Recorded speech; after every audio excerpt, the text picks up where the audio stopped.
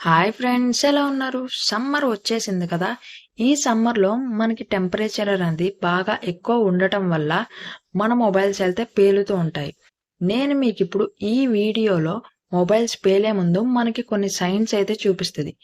వాటితో పాటు అవేంటో చెప్పబోతున్నాను. వాటితో పాటు నేను అసలు మొబైల్స్ అనేవి బ్లాస్ట్ అవ్వకుండా ఉండాలంటే మనం ఏ ఏ జాగ్రత్తలు తీసుకోవాలో కూడా ఈ వీడియోలో ఎక్స్ప్లెయిన్ చేయబోతున్నాను. సో వీడియోని స్కిప్ చేయకుండా ఎండింగ్ వరకు అయితే చూడండి.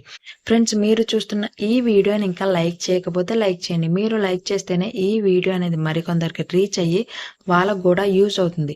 ఛానల్ని సబ్స్క్రైబ్ చేసుకోకుండా వీడియోని ఎవరైనా చూస్తున్నట్లయితే సబ్స్క్రైబ్ చేసుకోవడం మాత్రం మర్చిపోవద్దు.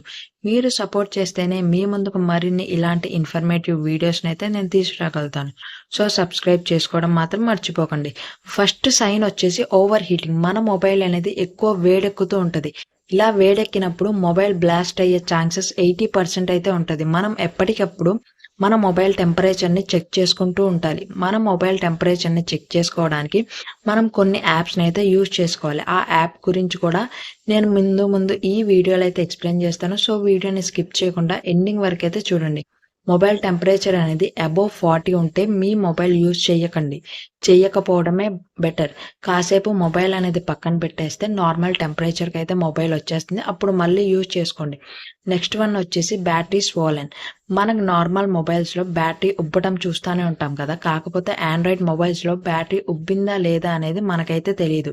ఆండ్రాయిడ్ మొబైల్స్లో బ్యాటరీ ఉబ్బిందని మనం ఎలా తెలుసుకోవాలంటే మనం మొబైల్కి పైన ట్యాంపర్ గ్లాస్ వేపిస్తాం కదా, అది ఎప్పుడూ వచ్చేస్తూ ఉంటుంది.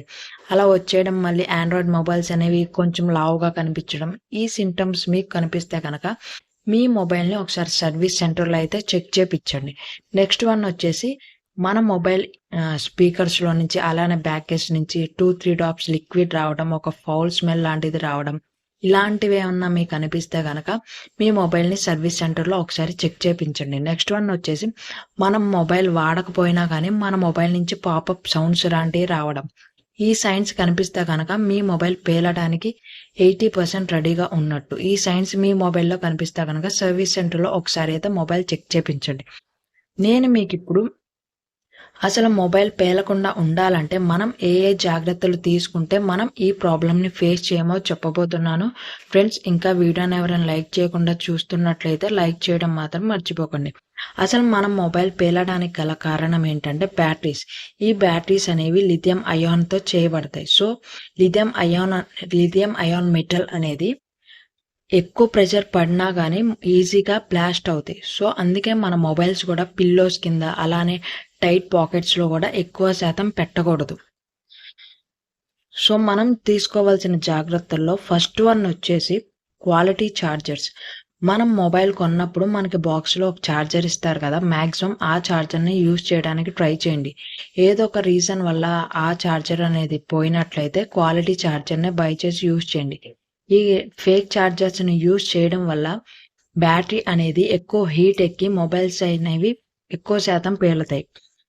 నెక్స్ట్ వన్ వచ్చేసి బ్యాటరీ డ్యామేజ్ అయినా కూడా మొబైల్స్ అనేవి పేలుతాయి. మనం మొబైల్ అనేది కింద పడినప్పుడు మనం పైన గ్లాస్ పగిలిందా, డిస్ప్లే పగిలిందా అని మాత్రమే చూసుకుంటాం. కాకపోతే మనకి తెలియకుండా ఒక్కోసారి లోపల బ్యాటరీ కూడా డ్యామేజ్ అవుతుంది.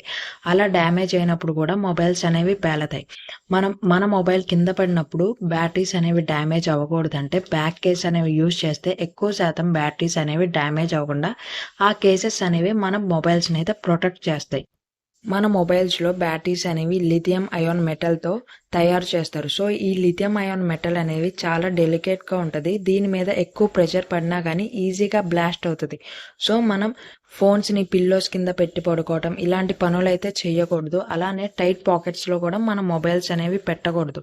ఈ బ్యాటరీస్లో ఓవర్ ఛార్జింగ్ ప్రొటెక్షన్ సర్క్యూట్ అనేది ఉంటుంది. మనం ఒక్కోసారి నైట్ టైం మొబైల్ ఛార్జింగ్ పెట్టేసి అలా వదిలేస్తాం కదా. అలా వదిలేసినప్పుడు ఈ ఓవర్ ఛార్జింగ్ ప్రొటెక్షన్ సర్క్యూట్ అనేది మన బ్యాటరీ ఎక్కువ హీట్ అవ్వకుండా 100% ఫుల్ అయిపోయాక ఇంటర్నల్గా కరెంట్ అనేది పాస్ అవ్వకుండా ఇదే ఆపుతుంది. ఒకవేళ మన బ్యాటరీలో ఇది ఫెయిల్ అయితే కనుక 100% ఛార్జింగ్ ఎక్కినా కానీ ఇన్పుట్ సర్క్యూట్ అనేది బ్యాటరీలోకి కరెంట్ ద్వారా వెళ్తూనే ఉంటుంది. ఇలా వెళ్ళటం వల్ల బ్యాటరీ అనేది ఎక్కువ హీట్ అయిపోయి మొబైల్ అనేది బ్లాస్ట్ అవుతుంది. సో నైట్ టైం ఛార్జింగ్ అనేది పెట్టడం తగ్గించండి. నెక్స్ట్ వచ్చేసి మన మొబైల్ ఓవర్ హీట్ అవ్వకుండా కొన్ని యాప్స్ ద్వారా అయితే మనం చెక్ చేసుకోవచ్చు. మీకు స్క్రీన్ మీద ఒక యాప్ కనిపిస్తుంది కదా! ఈ యాప్‌ని అయితే ఇన్‌స్టాల్ చేసుకోండి.